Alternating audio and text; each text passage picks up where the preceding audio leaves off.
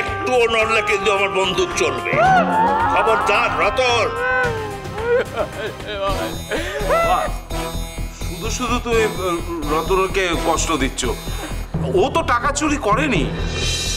হ্যাঁ বাবা, ভুল যদি হয়ে থাকে সেটা আমার হয়েছে। আমি অতগুলো টাকা সামলে রাখতে পারিনি, তাই সবচেয়ে বেশি ভুল আমারই। না না না বৌদি, সন্দেহের তালিকায় প্রত্যেকেই আছে, কাউকেই ছেড়ে দেওয়াটা ঠিক নয়। মা,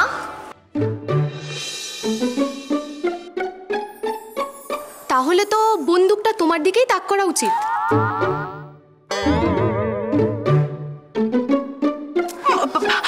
দাদু, দাদু, মায়ের দিকে বন্দুকটা তাক করো তো দেখি। আচ্ছা মৌ, তোর না এক চড়ে বদন বিগড়ে দেবো। আমার সব কথাই তোকে কথা বলতেই হবে, তাই না? দাদু দেখো, মানছি এতগুলো টাকা বাড়ি থেকে উধাও হয়েছে, সেটা দুশ্চিন্তার ব্যাপার। তা বলে নিজেদের মধ্যে এইভাবে কনস্টিপেশন আনাটা কি ঠিক? কনস্টিপেশন করতে আসছে। সরি দাদু, কনফিউশন আনাটা কি ঠিক? ওফ কুনাল, ওটা কনফিউশন নয়, ওটা ডাউট। হ্যাঁ দাদু, বলছিলাম যে এই নিজের লোকেদের ওপর না এইভাবে সন্দেহ করাটা ঠিক হবে না। হ্যাঁ কারেক্ট আছে। শোনো, আমার মনে হয় না আমাদের আরেকটু সময় দেওয়া উচিত। তার মধ্যে যে যেখান থেকে টাকাটা নিয়েছিল সেখানে রেখে গেলেই কেল্লা হতে এপিসোড জমে গেল। না না, বলছি যে যে নিয়েছে সে যদি খরচ করে ফেলে। আচ্ছা দাদা, তুমি কি করে জানলে যে সেই টাকাটা খরচ হয়ে গেছে? তোমার কথা শুনে কেমন যেন একটা সন্দেহ তৈরি হচ্ছে। পিসিমণি, এক মিনিট। তুমি কাকে কি বলছো? হ্যাঁ, তুমি আমার বাবাকে সন্দেহ করছো? না না, দাঁড়াও।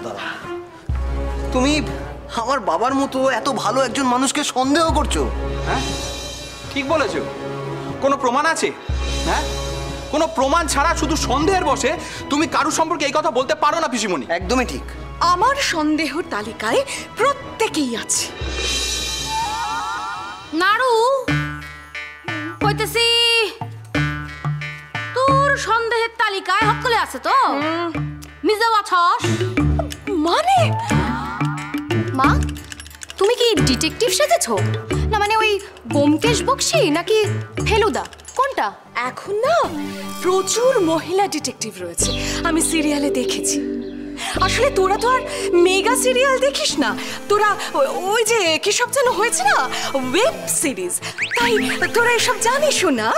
ও তাই বলো, তোমার ওই মেগা সিরিয়ালে ডিটেকটিভ হওয়ার স্বাদ হয়েছে।